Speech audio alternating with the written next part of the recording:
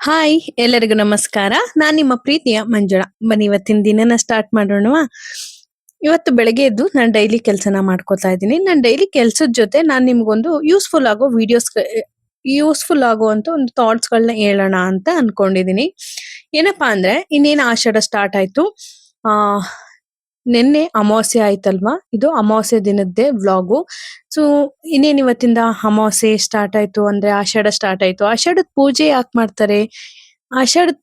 ಆಷಾಢದಲ್ಲಿ ಯಾವ ದೇವ್ರ ಪೂಜೆ ಮಾಡಿದ್ರೆ ಏನು ಉಪಯೋಗ ಆಗುತ್ತೆ? ಮತ್ತೆ ಆಷಾಢ ಅಂದ್ರೆ ಏನು? ಏನಕ್ಕೋಸ್ಕರ ಮಾಡ್ತಾರೆ ಅನ್ನೋದನ್ನ ನಾನ್ ನಿಮ್ ಜೊತೆ ಶೇರ್ ಮಾಡ್ತಾ ಇದ್ದೀನಿ. ಆಷಾಢದ್ದು ಸೀರೀಸ್ ಬರುತ್ತೆ ನನ್ನ ಚಾನಲ್ ಅಲ್ಲಿ. ಅಂದ್ರೆ ನನ್ನ ದಿನನಿತ್ಯದ ವಿಡಿಯೋಸ್ ಜೊತೆ ನನ್ಗೆ ಗೊತ್ತಿರೋಂತ ಕೆಲವೊಂದು ವಿಷಯಗಳನ್ನ ನಿಮ್ ಜೊತೆ ಶೇರ್ ಮಾಡ್ಕೊಳ್ಳೋಣ ಅಂತ ನಾನು ಈ ವಿಡಿಯೋನ ಮಾಡ್ತಾ ಇದ್ದೀನಿ. ನೀವೇನಾದ್ರು ಬ್ಯುಸಿ ಇದ್ದು ವಿಡಿಯೋನ ನೋಡಕ್ ಆಗ್ತಿಲ್ಲ ಅಂದ್ರೆ ಒಂದ್ ಕಡೆ ನಿಮ್ಗೆ ಕೇಳ್ಸೋ ಕಡೆ ಫೋನ್ ನ ಆನ್ ಮಾಡಿ ಇಟ್ಕೊಂಡು ನಾನ್ ಹೇಳೋದನ್ನ ಕೇಳಿಸ್ಕೊಳ್ಳಿ. ಓಕೆನಾ? ಆಷಾಢ ಮಾಸ ಬಂದು ಒಂದು ತಿಂಗಳು ಬರುತ್ತೆ. ಆಷಾಢ ಮಾಸದಲ್ಲಿ ಆಲ್ಮೋಸ್ಟ್ ನಿಮಗೆ ಗೊತ್ತಿರಂಗೆ ಹಳ್ಳಿ ಕಡೆ ಎಲ್ಲಾರ್ಗೂ ಗೊತ್ತಿರೋದೇನು ಅಂದ್ರೆ ಆಷಾಢ ಮಾಸದಲ್ಲಿ ಹೊಸ್ದಾಗ್ ಮದ್ವೆ ಆಗಿರೋರು ಅಮ್ಮನ್ ಮನೆಗೆ ಹೋಗ್ತಾರೆ ಹೆಣ್ಮಕ್ಳು ಒಂದು ತಿಂಗಳು ಅಂತ ಹೇಳ್ತಾರೆ ಅಲ್ವಾ? ಆದ್ರೆ ಆಮೇಲೆ ಆಷಾಢ ಮಾಸದಲ್ಲಿ ಮದ್ವೆ ಗುರುಪ್ರವೇಶ ಅಂದ್ರೆ ಶುಭ ಕಾರ್ಯಗಳನ್ನ ಜಾಸ್ತಿ ಮಾಡೋದಿಲ್ಲ. ಜಾಸ್ತಿ ಅಲ್ಲ, ಮಾಡೋದೇ ಇಲ್ಲ. ಯಾಕೆ ಅಂದ್ರೆ ಆಷಾಢ ಮಾಸ ಬಂದು ದೇವರಿಗೆ ಸಮರ್ಪಣೆ ಆಗಿರೋ ಒಂದು ತಿಂಗಳು. ಅಂದ್ರೆ ದೇವಿಯರಿಗೆ, ಹೆಣ್ಣು ದೇವರುಗಳಿಗೆ ಸಮರ್ಪಣೆ ಆಗಿರೋ ಒಂದು ತಿಂಗಳು. ಓಕೆನಾ?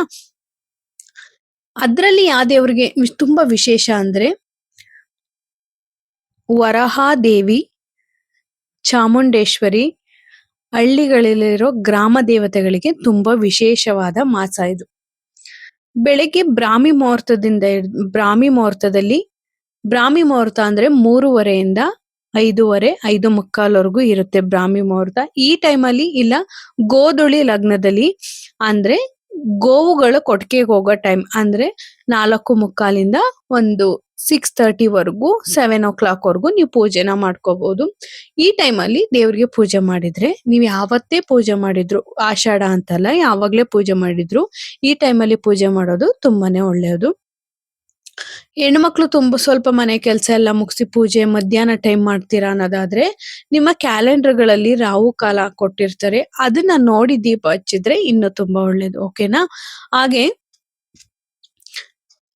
ಆಷಾಢದ ಮೊದಲ 15 ದಿನದಲ್ಲಿ ಇವಾಗ ನವರಾತ್ರಿ. ಈ ನವರಾತ್ರಿ ಬಂದು ವರಹಾದೇವಿಗೆ ಸಮರ್ಪಣೆ ಆಗುತ್ತೆ. ಓಕೆನಾ? ಇವಾಗ 15 ದಿನ ವರಹಾದೇವಿಗೆ ಪೂಜೆನ ಮಾಡ್ತಾರೆ. ನೀವೇನಾದ್ರು ವರಹಾದೇವಿಗೆ ಪೂಜೆ ಮಾಡ್ತೀರಾ? ವರಹಾದೇವಿ ಯಾರು ಅಂತ ಅನ್ನೋದಾದ್ರೆ ನೋಡಿ, ನನ್ನ ವಿಡಿಯೋದಲ್ಲಿ ಈ ಕಡೆ ಒಂದು ಫೋಟೋನ ಹಾಕ್ತೀನಿ. ಅದು ವರಹಾದೇವಿ ಅಂದ್ರೆ ನೀವು ಹಂದಿನ ನೋಡಿರ್ತೀರಲ್ವಾ? ಹಂದಿ ಮುಖದ ಆ ದೇವಿಯ ಮುಖ ಹಂದಿ ಮುಖದ ಇದನ್ನ ಹೊಂದಿರುತ್ತೆ. ಇನ್ನ ದೇಹ ಹೆಣ್ಣಿನ ರೂಪದಲ್ಲಿ ಇರುತ್ತೆ. ಇದನ್ನ ವರಹಾದೇವಿ ಅಂತ ಕರೀತಾರೆ. ತುಂಬಾ ಶ್ರೇಷ್ಠವಾದ ದೇವಿ. ಈಕೆಯನ್ನ ಸರಿಯಾದ ವಿಧಾನದಲ್ಲಿ ಮನಸ್ಸಿಟ್ಟು ಆಕೆಗೆ ನಡೆದುಕೊಂಡ್ರೆ ವರಹ ಕೊಡ್ತಾಳೆ ಅನ್ನೋದು ಒಂದು ನಂಬಿಕೆ. ಈ ದೇವಿಗೆ ನಿಮ್ಮ ಮನೆಯಲ್ಲಿ ವರಹಾದೇವಿ ಫೋಟೋ ವಿಗ್ರಹ ಇದ್ರೆ ಅದನ್ನಿಟ್ಟು ಪೂಜೆನ ಮಾಡ್ಬೋದು. ಬಿಳಿ ಹೂವು, ಹಳದಿ ಹೂವು ಇವುಗಳನ್ನ ಇಟ್ಟು ಸಮರ್ಪಣೆ ಮಾಡ್ಬೋದು. ಫೋಟೋ ಇಲ್ಲ ಅಂದ್ರೆ 5 ಮುಖದ ದೀಪ. ಓಕೆನಾ? ಮಣ್ಣಿನ ದೀಪ ಆಗಿರ್ಬೋದು, ನಿಮ್ಮ ಹತ್ರ ಇರೋದು ಯಾವ್ದೇ ದೀಪ ಆಗಿರ್ಬೋದು. 5 ಮುಖ ಇರ್ಬೇಕು. 5 ಮುಖ ಅಂದ್ರೆ 5 ಬತ್ತಿ ಇಡೋ ಜಾಗ ಇರ್ಬೇಕು. ಅದಕ್ಕೆ ಒಂದು ತಟ್ಟೆಗೆ ಅಕ್ಕಿ ಹಾಕಿ ಆ ಹೊಸ ದೀಪಕ್ಕೆ ಎಣ್ಣೆ ಹಾಕಿ 5 ಬತ್ತಿ ಹಾಕಿ ಕಚ್ಚಿ ದೇವಿಗೆ ಅಂತ ಸಮರ್ಪಣೆ ಮಾಡಿ, ಇಲ್ಲಿ ನಾನು ಒಂದು ಮಂತ್ರನ ಹೇಳ್ತೀನಿ. ಅದನ್ನ ಹೇಳಿ ಅದನ್ನ ನಿಮ್ಗೆ 5 ಸಲ ಆದ್ರೆ 5 ಸಲ, 8 ಸಲ ಆದ್ರೆ 8 ಸಲ, 9 ಸಲ ಅಥವಾ 101 ಸಲ 108 ಸಲ ಕೂಡ ನೀವು ಜಪನ ಮಾಡಬಹುದು. ನನ್ನ ಸ್ಕ್ರೀನ್ ಮೇಲೆ ಬರ್ತಾ ಇದೆ ನೋಡಿ, ಆ ಮಂತ್ರನ ಹೇಳ್ಬೇಕು. ಇಲ್ಲ ಅಂದ್ರೆ ಇವಾಗ ನಾನು ಹೇಳ್ತೀನಿ ನೋಡಿ, ನೀಟಾಗಿ ಕೇಳಿಸ್ಕೊಳ್ಳಿ. ಓಂ ಶ್ರೀಂ ಹಿಂ ಗ್ಲೌಂ ವರಾಹೇ ನಮಃ. ಈ ಮಂತ್ರವನ್ನ ನಾನು ಡಿಸ್ಕ್ರಿಪ್ಷನ್ ಅಲ್ಲೂ ಕೊಟ್ಟಿರ್ತೀನಿ, ಒಂದ್ಸಲ ಚೆಕ್ ಮಾಡಿ. ನನ್ನ ಸ್ಕ್ರೀನ್ ಮೇಲೂ ಕೂಡ ಕೊಟ್ಟಿರ್ತೀನಿ. ಇದನ್ನ 108 ಸಲ ಅಥವಾ ನಿಮ್ ಕೈಲಿ ಸಾಧ್ಯವಾಗ್ಲಿಲ್ಲ 108 ಸಲ ಕೂರಕ್ಕಾಗ್ಲಿಲ್ಲ ಅಂದ್ರೆ 9 ಸಲ 18 ಸಲ ಪ್ರಾರ್ಥನೆ ಮಾಡಿ. ಮನ್ಸಲ್ಲಿ ನಿಮಗೆ ಏನ್ ಬೇಡ್ಕೋಬೇಕು ಅನ್ಸುತ್ತೆ ಅದನ್ನ ದೇವಿ ಮುಂದೆ ಒಳ್ಳೆ ಮನಸ್ಸಿನಿಂದ ಬೇಡ್ಕೊಳ್ಳಿ. ಓಕೆನಾ? ಅದಾದ್ಮೇಲೆ ಕಾಯಿ ಹೊಡೆದು ಕರ್ಪೂರದ ಆರತಿನ ಮಾಡಿ ಭಕ್ತಿಯಿಂದ ಕೇಳ್ಕೊಂಡ್ರೆ ದೇವರು ವರವ ಕೊಡ್ತಾರೆ. ದೇವರಿಗೆ ಆಡಂಬರದ ಪೂಜೆನೆ ಮಾಡ್ಬೇಕು ಅನ್ನೋದು ಏನಿಲ್ಲ. ದೇವರು ನಿಮ್ಗೆ ಯಾವ ಶಕ್ತಿ ಕೊಟ್ಟಿರ್ತಾರೆ ಆ ಶಕ್ತಿಲಿ ಪೂಜೆ ಮಾಡಿದ್ರೆ ತುಂಬಾನೇ ಒಳ್ಳೇದು. ನೀವ್ ಯಾವುದೇ ಪೂಜೆ ಮಾಡಿಸ್ಬೇಕಾದ್ರೂ ಸಾಲ ಮಾಡಿ ಇನ್ನೊಬ್ರ ಹತ್ರ ಕೈ ಚಾಚಿ ಕಣ್ಣೀರ್ ಹಾಕಿ ಆ ದುಡ್ಡಿಂದ ಪೂಜೆನ ಯಾವತ್ತೂ ಮಾಡಿಸ್ಬೇಡಿ. ಯಾವುದೇ ದೇವರಿಗಾಗ್ಲಿ. ನಿಮ್ ಕೈಲಿ ಆಡಂಬರದಿಂದ ಮಾಡ್ಸಕ್ಕಾಗಿಲ್ಲ ಅಂದ್ರೆ ಕಮ್ಮಿ ಖರ್ಚಲ್ಲೇ ಪೂಜೆ ಮಾಡೋ ಎಷ್ಟೋ ದೇವಸ್ಥಾನಗಳು ಸಿಗ್ತವೆ. ತುಂಬಾ ಒಳ್ಳೆ ಪುರೋಹಿತರು ಸಿಗ್ತಾರೆ. ಅಲ್ಲಿ ಹೋಗಿ ಪೂಜೆನ ಮಾಡಿಸಿ ಆಡಂಬರದ ಪೂಜೆ ಹಿಂದೆ ಹೋಗಿ ಸಾಲದ ಸುಳಿಯಲ್ಲಿ ಸಿಲ್ಕೋಬೇಡಿ. ಓಕೆನಾ? ಆಮೇಲೆ ಪೂಜೆ ಮಾಡೋ ಟೈಮಲ್ಲಿ ಎಂಜ್ಲು ಪಾತ್ರೆನ ಮನೇಲಿ ಇಡೋಕ್ ಹೋಗ್ಬೇಡಿ. ನೀವು ಪೂಜೆ ಮಾಡ್ತೀರಾ ಅನ್ನೋದು ಗೊತ್ತಾದ್ರೆ ಮನೆ ಪೂರ್ತಿ ಸ್ವಚ್ಛಗಳಿಸಿ ಆ ಕ್ಲೀನ್ ಮಾಡಿ ಆಮೇಲೆ ಎಂಜ್ಲು ಪಾತ್ರೆ ಎಲ್ಲ ತೊಳೆದು ನಿಮ್ಮನೆ ಉಪ್ಪಿನ ಡಬ್ಬ ಮತ್ತೆ ಹುಣಸೆ ಹಣ್ಣಿನ ಡಬ್ಬ ಅಕ್ಕಪಕ್ಕ ಇರ್ಲಿ ಅಡಿಗೆ ಮನೆಯಲ್ಲಿ. ಸ್ಟೀಲ್ ಡಬ್ಬ ಬೇಡ. ಈ ತರ ಪಿಂಗಾಣಿ ಪಾತ್ರೆಯಲ್ಲಿ ಹಾಕಿಟ್ಕೊಂಡು ಪ್ರತಿನಿತ್ಯ ಅವನ್ನ ಕ್ಲೀನ್ ಮಾಡಿ ಇಟ್ಕೊಂಡ್ರೆ ತುಂಬಾನೇ ಒಳ್ಳೇದು. ಓಕೆನಾ?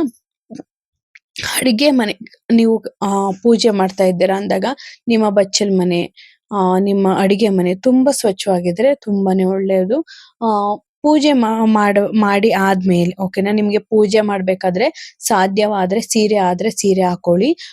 ವೆಸ್ಟರ್ನ್ ಡ್ರೆಸ್ ಇಂದ ಸ್ವಲ್ಪ ದೂರ ಇರಿ. ಓಕೆನಾ?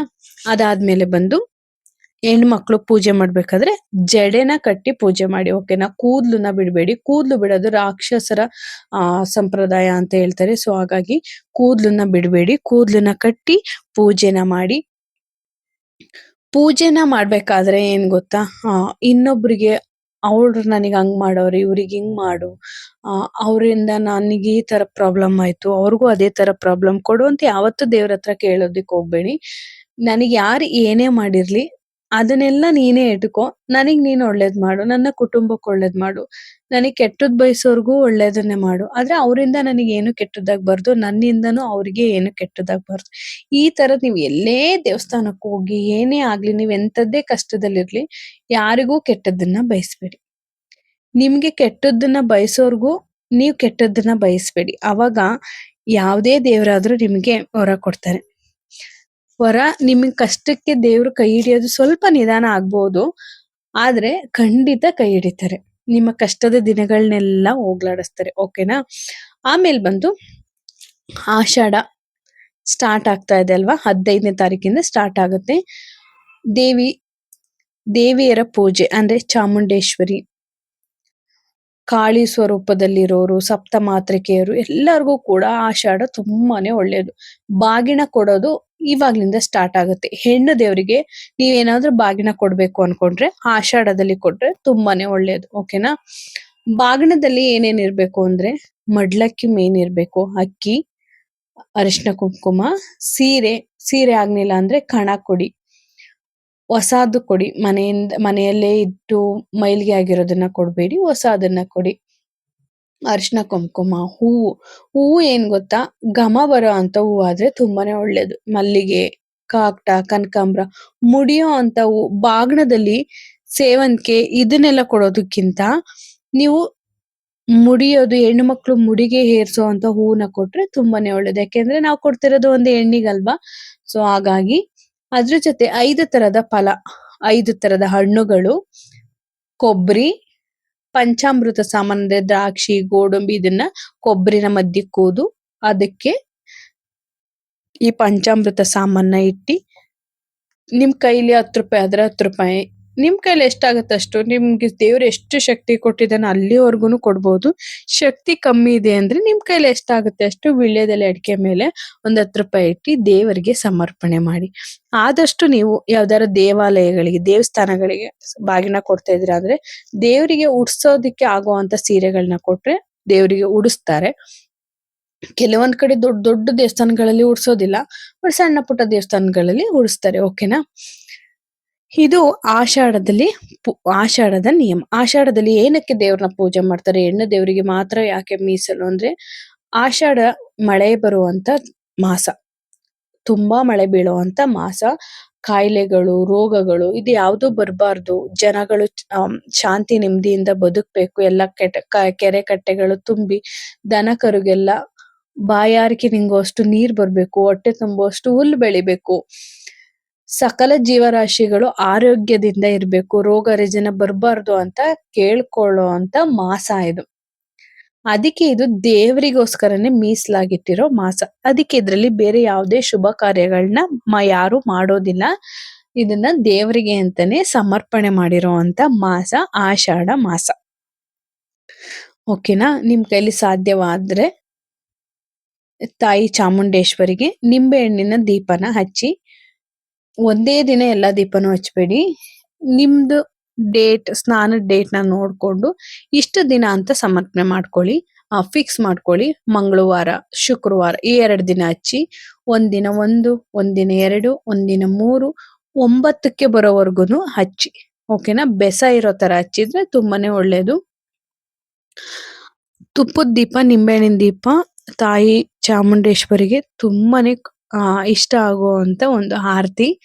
ಅದನ್ನ ಬೆಳಗ್ಗೆ ನಿಮ್ ಮನ್ಸಲ್ಲಿ ಏನಿರುತ್ತೆ ಅದನ್ನ ಪ್ರೀತಿಯಿಂದ, ಶ್ರದ್ಧೆಯಿಂದ, ಭಕ್ತಿಯಿಂದ ಕೇಳ್ಕೊಳ್ಳಿ. ತಾಯಿ ಹೊಲಿತಾಳೆ. ಕೆಟ್ಟದ್ದನ್ನ ಬಯಸೋದಿಕ್ಕೆ ಹೋಗ್ಬೇಡಿ. ಯಾರಿಗೂ ಯಾವತ್ತಿಗೂ ಕೆಟ್ಟದ್ದನ್ನ ಬಯಸ್ಬೇಡಿ, ಒಳ್ಳೇದನ್ನೇ ಬಯಸಿ. ನಿಮಗೆ ಕೆಟ್ಟದ್ದನ್ನ ಬಯಸೋರ್ಗೂ ಕೂಡ ನೀವು ಒಳ್ಳೇದನ್ನೇ ಬಯಸಿ. ಓಕೆನಾ? ನಾನು ಹೇಳಿದ ಅರ್ಥ ಆಯ್ತು ಅಂತ ಅನ್ಕೋತೀನಿ. ನಾಳೆ ಯಾಕೆ ಪೂಜೆ ಮಾಡ್ಬೇಕು, ಯಾವ ತರ ಪೂಜೆ ಮಾಡ್ಬೇಕು, ದೇವಿಗೆ ಏನಿಟ್ರೆ ನಿಮ್ಗೆ ಖುಷಿ ಆಗತ್ತೆ, ದೇವಿಗೆ ಖುಷಿ ಆಗತ್ತೆ, ಮಸ್ಟು ನಾವ್ ಯಾವ ತರ ಪೂಜೆ ಮಾಡೋಕ್ಕಿಂತ ಮುಂಚೆ ನಾವ್ ಯಾವ ತರ ಇರ್ಬೇಕು ಅನ್ನೋದ್ರ ಬಗ್ಗೆ ನಾನು ನಿಮ್ಗೆ ಹೇಳ್ಕೊಡ್ತೀನಿ. ನನಗೆ ಗೊತ್ತಿರೋ ಅಷ್ಟು ನಾನು ಹೇಳ್ತೀನಿ. ನಾನ್ ಹೇಳಿದ್ರಲ್ಲಿ ಏನಾದ್ರೂ ತಪ್ಪಿದ್ರೆ ಅಥವಾ ನಾನ್ ಹೇಳಿದ್ರಲ್ಲಿ ಏನಾದ್ರು ನಾನ್ ಕರೆಕ್ಷನ್ ಮಾಡ್ಕೋಬೇಕು ಅನ್ನೋದಿದ್ರೆ ಕಮೆಂಟ್ ಮಾಡಿ. ನಾನು ಕೂಡ ಅರ್ಥ ಮಾಡ್ಕೋತೀನಿ, ನನಗೂ ತಿಳಿಯುತ್ತೆ. ನಿಮ್ ಕಡೆ ಯಾವ ತರ ಆಷಾಢ ಪೂಜೆನ ಮಾಡ್ತಾರೆ, ಯಾವ ದೇವರಿಗೆ ಪೂಜೆ ಮಾಡ್ತಾರೆ ಅನ್ನೋದನ್ನ ಕೂಡ ಹೇಳಿ. ಇದೇ ಆಷಾಢದ ಹುಣ್ಣಿಮೆ ದಿನ ನಮ್ ದೇವಸ್ಥಾನದಲ್ಲಿ ತಾಯಿದು ಜಾತ್ರೆ ಇರುತ್ತೆ. ನಮ್ ದೇವಸ್ಥಾನ ಬಂದು KB ಪಾಳ್ಯ, ಹೊಳೆನರಸೀಪುರ ತಾಲೂಕು, KB ಪಾಳ್ಯ ಅನ್ನೋ ಗ್ರಾಮದಲ್ಲಿ ಜಾತ್ರೆ ನಡೆಯುತ್ತೆ. 20ನೇ ತಾರೀಕಿಂದ ಹಿಡಿದು 29ನೇ ತಾರೀಕುವರೆಗೂ ಜಾತ್ರೆ ನಡೆಯುತ್ತೆ. ಓಕೆನಾ? ನಿಮ್ ಕೈಲಿ ಸಾಧ್ಯವಾದ್ರೆ 29ನೇ ತಾರೀಕು ದೇವಸ್ಥಾನಕ್ಕೆ ಭೇಟಿ ಕೊಡಿ. ತಾಯಿ ಜಾತ್ರೆನ ಕಣ್ತುಂಬ ತುಂಬ್ಕೊಳ್ಳಿ. ಆಯ್ತಾ? ನಾಳೆ ಮತ್ತೆ ನಿಮ್ ಜೊತೆ ಒಂದು ಸ್ಪೆಷಲ್ ವಿಡಿಯೋಗಳ ಜೊತೆ ಸಿಗ್ತೀನಿ. ಆದಷ್ಟು ನಾನು ಹೇಳಿದ್ದನ್ನ ಅರ್ಥ ಮಾಡ್ಕೊಂಡು ದೇವಿ ಪೂಜೆನ ಯಾವ ತರ ಮಾಡ್ಬೇಕು ಅನ್ನೋ, ಆಷಾಢ ಯಾಕೆ ಮಾಡ್ತಾರೆ ಅನ್ನೋದು ಅರ್ಥ ಆಯ್ತು ಅಂತ ಅನ್ಕೋತೀನಿ. ಒಂದೊಂದ್ ಕಡೆ ಒಂದೊಂದು ಆಚರಣೆ ಇರುತ್ತೆ. ಕೆಲವೊಂದು ಊರಲ್ಲಿ ಕೆಲವೊಂದು ಆಚರಣೆ ಇರುತ್ತೆ. ಕೆಲವೊಂದು ಕಡೆ ಕೆಲವೊಂದು ಈ ಹೆಣ್ಣು ದೇವರುಗಳಿಗೆ ಜಾಸ್ತಿ ಜಾತ್ರೆನ ಈ ಟೈಮಲ್ಲೇ ಮಾಡ್ತಾರೆ. ಅದು ಬಲಿ ಕೊಡೋ ಜಾತ್ರೆನ ಈ ಟೈಮಲ್ಲಿ ಹೆಣ್ಣು ದೇವರಿಗೆ ಮಾಡ್ತಾರೆ, ದೇವಿಯರಿಗೆ ಮಾಡ್ತಾರೆ. ಸೊ ನಿಮ್ಗೆ ಸಾಧ್ಯವಾದ್ರೆ 15ನೇ ತಾರೀಕಿಂದ 23ನೇ ತಾರೀಕುವರೆಗೂ ವರಹಾದೇವಿ ವ್ರತನ ಮಾಡಿ. ಅದ್ರ ಜೊತೆಗೆ ಚಾಮುಂಡೇಶ್ವರಿ ವ್ರತ ಮಾಡೋದು ಅಂದ್ರೆ ನೀವು ದಿನಪೂರ್ತಿ ಉಪವಾಸ ಇದ್ದು ಮಾಡೋದಲ್ಲ. ಉಪವಾಸ ಇರ್ಲೇಬೇಕಾ? ಉಪವಾಸ ಇರ್ಲಿಲ್ಲ ಅಂದ್ರೆ ಏನಾಗುತ್ತೆ? ಉಪವಾಸ ಇದ್ರೆ ದೇವ್ರು ಒಲಿಯುತ್ತಾ? ಅಶ್ವಿಂದ ಬಳಲಿದ್ರೆ ದೇವ್ರು ಒಲಿಯುತ್ತಾ? ಅಥವಾ ಹೊಟ್ಟೆ ತುಂಬ ಊಟ ಮಾಡಿ ಪೂಜೆ ಮಾಡಿದ್ರೆ ದೇವ್ರು ಒಲಿಯುತ್ತಾ? ಕನ್ಫ್ಯೂಷನ್ ತುಂಬಾ ಜನಕ್ಕೆ ಇರುತ್ತಲ್ವಾ? ಅದನ್ನ ನಾನು ಮುಂದಿನ ವಿಡಿಯೋದಲ್ಲಿ ನಿಮ್ಗೆ ಕ್ಲಾರಿಟಿ ಕೊಡ್ತೀನಿ, ಕ್ಲಿಯರ್ ಮಾಡ್ತೀನಿ. ನಿಮ್ಮ ಮನೆಯ ಸಂಪ್ರದಾಯ ಯಾವ ತರ ಇರುತ್ತೋ ಅದೇ ತರ ಪೂಜೆಗಳನ್ನ ಮಾಡಿ. ಯಾರೋ ಇನ್ಸ್ಟಾಗ್ರಾಮ್ ಅಲ್ಲಿ ಏನೋ ಹೇಳಿದ್ರು, ಯಾರೋ ಯೂಟ್ಯೂಬ್ ಅಲ್ಲಿ ಏನೋ ಹೇಳಿದ್ರು ಅಂತ ಆ ತರ ಆಚರಣೆ ಮಾಡೋದಿಕ್ ಹೋಗ್ಬೇಡಿ. ಯಾಕೆ ಅಂದ್ರೆ ನೀವ್ ಈ ವರ್ಷ ಮಾಡಿದ ಪೂಜೆಗೆ ಮುಂದಿನ ವರ್ಷ 1 ಕೈ ತೂಕ ಜಾಸ್ತಿ ಆಗಿರ್ಬೇಕು. ಆ ತರ ಪೂಜೆ ಮಾಡ್ಬೇಕು. ಈ ವರ್ಷ ಆಡಂಬರದಲ್ಲಿ ಪೂಜೆ ಮಾಡಿ ಮುಂದಿನ ವರ್ಷ ಏನು ಇಲ್ದಂಗ್ ಪೂಜೆ ಮಾಡಬಾರ್ದು. ಅದಕ್ಕೆ ಈ ಸಲ ಬಾಳೆಹಣ್ಣಲ್ಲಿ ನೀವು ನೈವೇದ್ಯ ಮಾಡಿದ್ರೆ ಮುಂದಿನ ಸಲ ನನಗೆ ಬೆಲ್ದನ್ನ ಮಾಡೋ ನೈವೇದ್ಯ ಮಾಡೋ ಶಕ್ತಿ ಕೊಡಮ್ಮ ಅಂತ ಕೇಳ್ಕೊಂಡು ಪೂಜೆ ಮಾಡ್ಬೇಕು. ಇಲ್ಲ ಈ ವರ್ಷ ನನ್ನ ಹತ್ರ ತುಂಬಾ ದುಡ್ಡಿದೆ, ಈ ವರ್ಷ ಏನ್ ಬೇಕು ಅದೆಲ್ಲ ತಂದ್ ಮಾಡ್ತೀನಿ, ಮುಂದಿನ ವರ್ಷದ್ ನೋಡ್ಕೊಳ್ಳೋಣ ಅನ್ನೋ ತರ ಇರೋದ್ಬಾರ್ದು. ಈ ವರ್ಷ ಇರೋದ್ರಲ್ಲಿ ಸ್ವಲ್ಪ ದೇವ್ರಿಗೆ ಕೊಟ್ಟು ಸ್ವಲ್ಪ ಉಳಿಸಿ, ಮತ್ತೆ ಮುಂದಿನ ವರ್ಷಕ್ಕೆ ಅದನ್ನ ದೇವಿ ನಿಮಗೆ ಜಾಸ್ತಿ ಮಾಡಿದಾಗ ನೀವು ಸ್ವಲ್ಪ ಜಾಸ್ತಿ ಮಾಡಿ.